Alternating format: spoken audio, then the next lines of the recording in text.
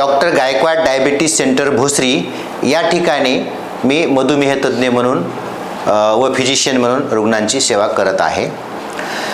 आपल्याला माहीत आहे 21 जून हा जागतिक योग दिन म्हणून संपूर्ण जगामध्ये साजरा केला जातो. खरं पाहिलं तर योग हा नुसता शारीरिक व्यायाम नाही आहे. योगामुळं ही एक जीवनशैली आहे. योगामुळं मनशांती, मन, बुद्धी व आत्मा याचं एक चांगलं संतुलन मिळतं, एक संयोग त्याचा या ठिकाणी मिळतो. तर सगळ्यात महत्त्वाचं आहे आसन, तर ते आहे ताडासन. आता आमचे सहकारी तुम्हाला दाखवत आहेत ताडासन. याच्यामध्ये काय होतं की ह्या ताडासनाचे फायदे असे असतात की एकतर ठीक आहे हृदयरोग, मधुमेह आहे, पण फिटनेससाठी पण याचा फायदा होतो. उंची वाढते, पाठीचा कणा आणि मांडी व इतर स्नायू यांच्यामध्ये ताकद येते. आणि सगळ्यात महत्त्वाचं म्हटलं तर मनाला स्टॅबिलिटी, मनाला स्थैर्य लाभतं. बरोबर आहे. तर हे कुठलेही जे आसनं आहेत, आसनं करताना, योगासनं करताना आपण अतिशय शांत, रिलॅक्स राहणं गरजेचं आहे. आणि आसन जे करायचं आहे ते त्या पोझिशनमध्ये साधारणपणे एक अर्धा मिनिट ते 1 मिनिट राहणं आणि त्याचं रिपिटेशन 3 ते 5 रिपिटेशन करायचे. आणि हळूहळू तुम्ही हा स्टॅमिना वाढवू शकता. आता आपण बघणार आहोत वक्रासन. वक्र म्हणजे वळण. हे आसन मधुमेहीसाठी तर इतकं महत्त्वाचं आहे, अत्यंत महत्त्वाचं आसन. Vakrasana. Keep your both hands forward, parallel to the ground. Touch your both the thumbs. Turn your right side very gently, slowly, gently. Focus on your gaze on your right hand, touching your left hand to the shoulder. It is gentle vakra, twisting to the lower back. Inhale very gently come in the center. Again, both the hands parallel to each other, both the thumb touching each other. पीठ बसल्यामुळे त्याला रक्ताभिसरण वाढतं आणि रक्ताभिसरण वाढल्यामुळे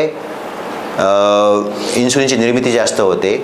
आणि हे इन्सुलिन निर्मिती जास्त झाल्या कारणामुळे आपल्याला शुगरवर, मधुमेहावर नियंत्रण चांगल्या प्रकारे येतं.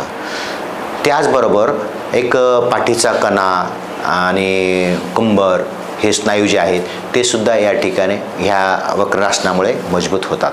दुसरं आसन आहे एकपादासन. एकपादासन यामध्ये आता आमचे सहकारी दाखवत आहेत त्याप्रमाणे आपण पोझिशन घ्यायला पाहिजे. याचाही फायदा मनाला स्टॅबिलिटी मिळणे, मानसिक स्थैर्य, स्ट्रेस कमी करणे याच्यासाठी खूप फायदा होतो. दुसरं ऑफकोर्स म्हणजे बॉडीची स्टॅबिलिटी, स्नायूंची ताकद वाढते. मांडी असेल, पोटरी असेल, हातांचे स्नायू असेल, शोल्डर असेल, याच्यामध्ये त्याची ताकद वाढते. असे हे आसनांचे खूप फायदे आहेत. त्याचबरोबर आपण आता दुसऱ्या आसनाकडे वळूया, वृक्षासन.